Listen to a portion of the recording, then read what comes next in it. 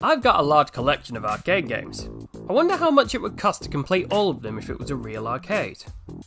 Only one way to find out.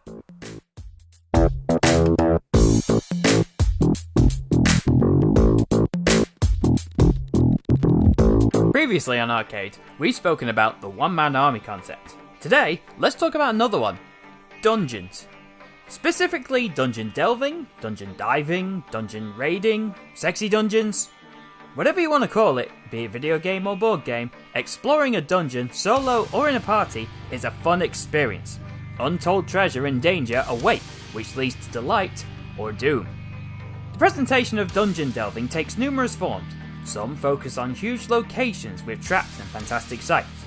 Others make the dungeon a series of mental and physical challenges you must defeat in order to progress. But the most famous kind of dungeon of all is a gauntlet. Simple and sweet, you must work your way through the dungeon defeating anyone or anything that gets in your way.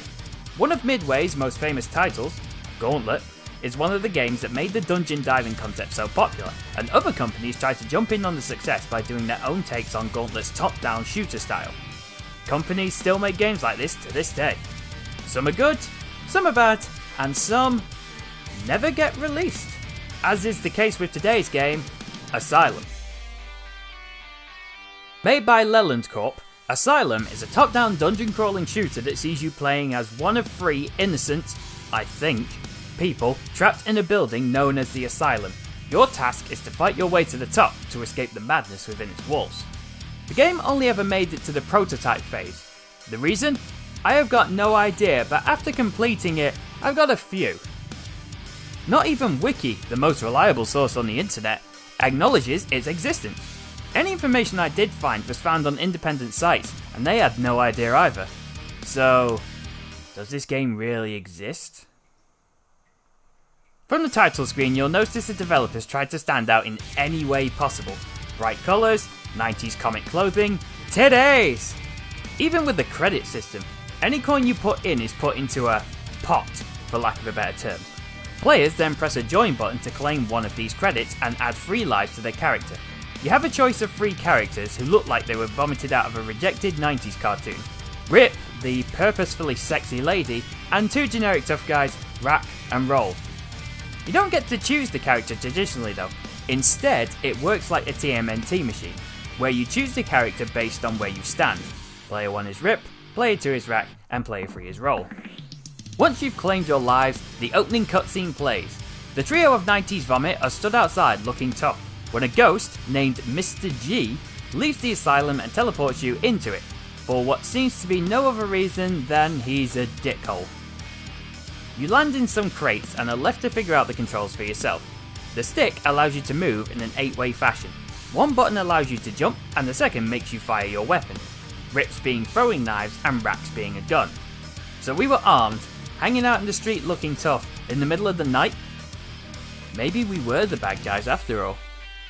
Aiming these weapons is quite tricky, and it's down to the design of the game. In other top-down shooters, your character would fire the weapon from their centre, allowing you to accurately target foes. Sideways or at an angle, that's the case.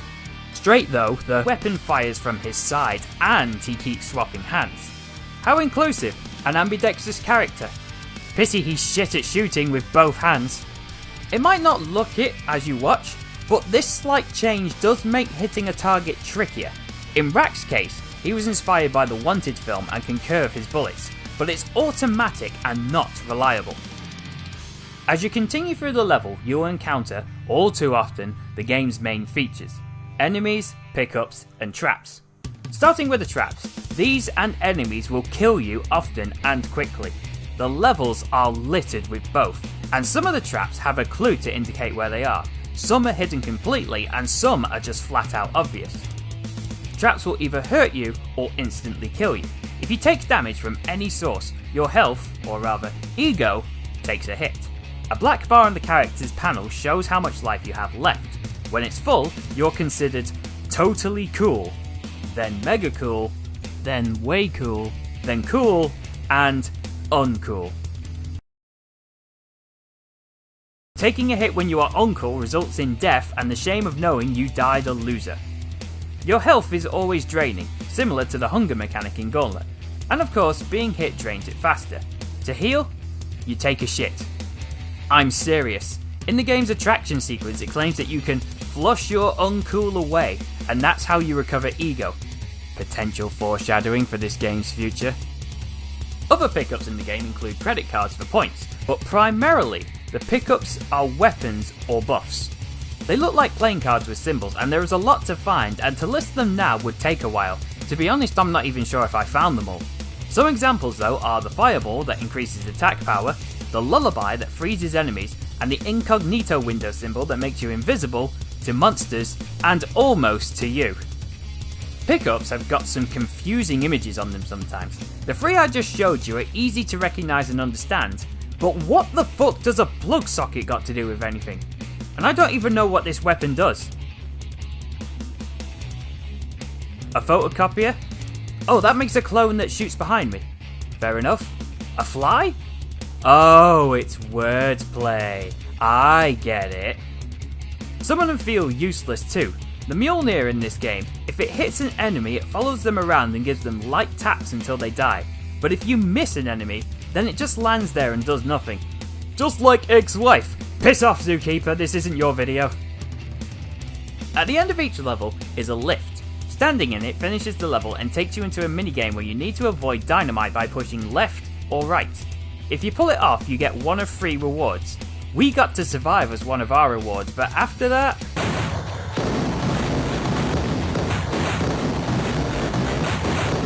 we never did again.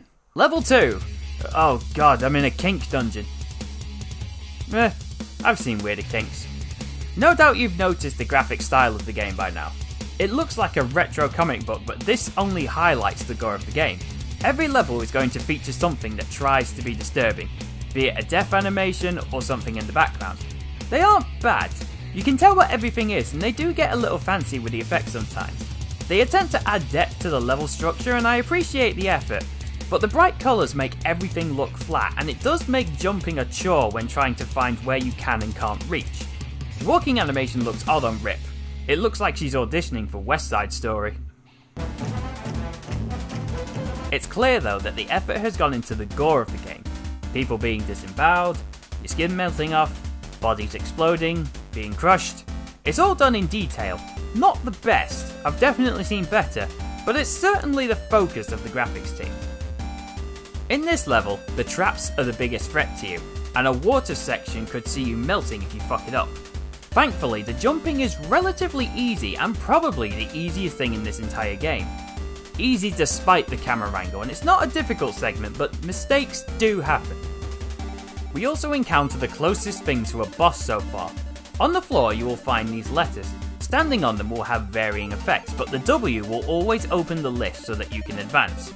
Curiosity got the better of us though, and we activated an E, which caused unpainted Rubik's Cubes to try and fall down on us, and this two-headed thing emerges. Is there any real tactic?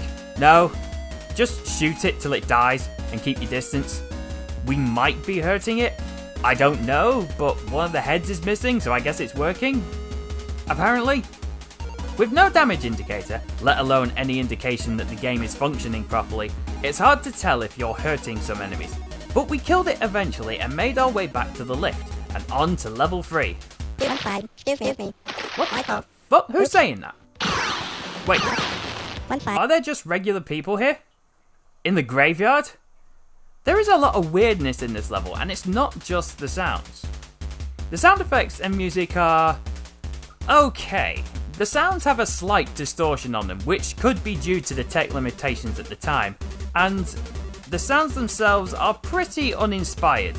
A singular swoosh sound,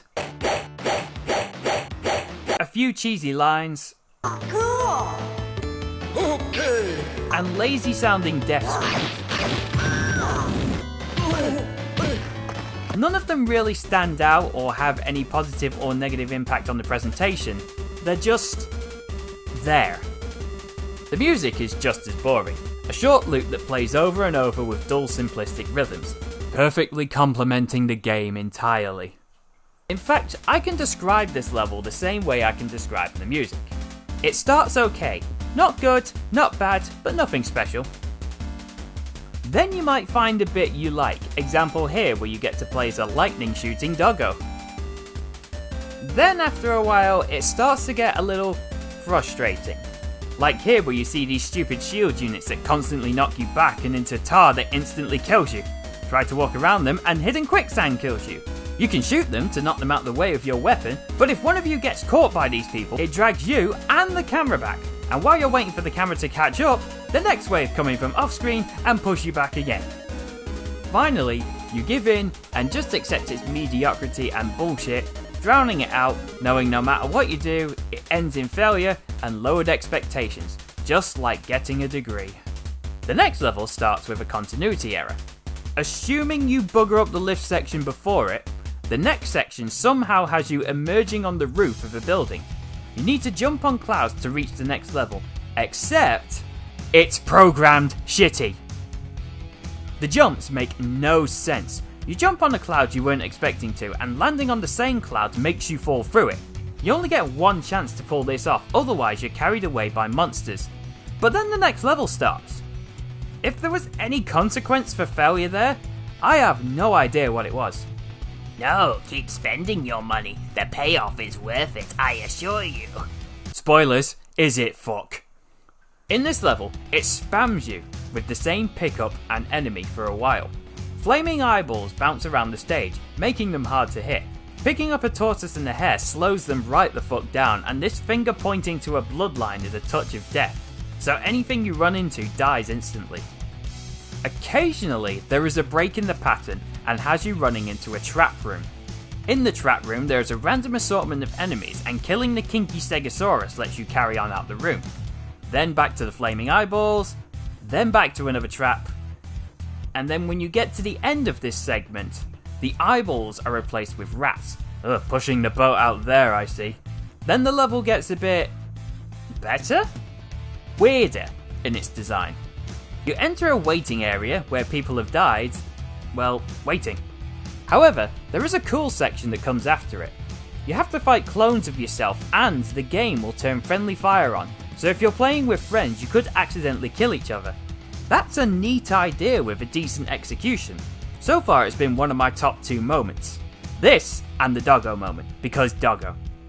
After we defeat the clones, because me and Aka are overgrown children, we bounced around on the trampolines for a while. And then we got bored and... What? Are these animators? And programmers? Is this a joke that this part of the game isn't finished yet? The boss is here too and he's trying to kill us by throwing darts at us.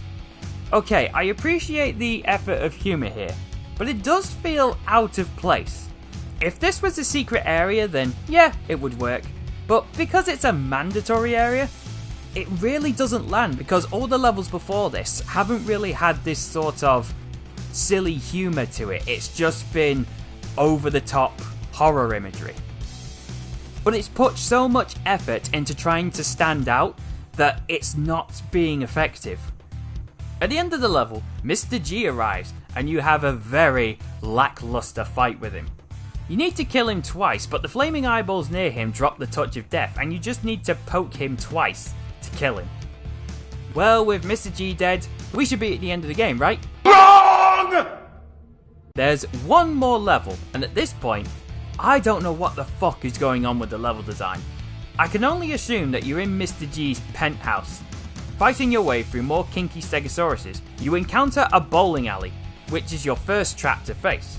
If you make it past that, then all you have are a series of boring and empty rooms, some of which have killer bar stools in, but one has a teleport that'll take you to the next area. Where that one boss comes back as a plate of killer spaghetti. Do you remember that one? The one that wasn't working properly? We could very easily avoid it, but we killed it just to have something to do. After that is a kitchen with a trap that's way too easy to be hit by, and then the final battle of the game. Mr. G, in his lab, where he's making more clones of us? Where did this come from? This wasn't even vaguely hinted to. Yes, we fought some clones before, but this looks like he's trying to make an army of us. Why? If there was even an arsehair's amount of plot, I might have an idea of what's going on. but I've lost so much interest at this point, I just want to get the game over with. Oh, and by the way, in the time it took me to say that, we killed the boss in half of that time. Mr. G is still easy to kill despite the fact there are no touch of death cards here, and the fight's over way before you know it. All you have to do really is just keep your distance and keep throwing or shooting stuff at him. That is the dominant strategy in this fight. After you kill him, you move to the right and you jump in a green spaceship, enter your initials, and the asylum collapses. And it also looks like we didn't make it out in time. Do you see a spaceship? I don't see a spaceship.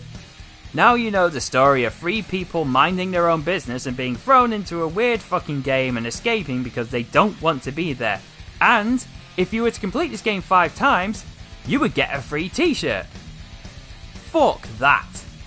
If you tried to play this game legitimately, your credits would be gone way before you even got close to the halfway point of the first level.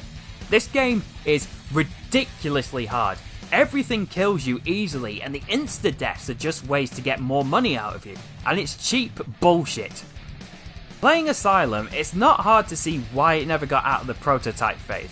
It's piss-takingly hard, dull as shit, and lackluster in every aspect.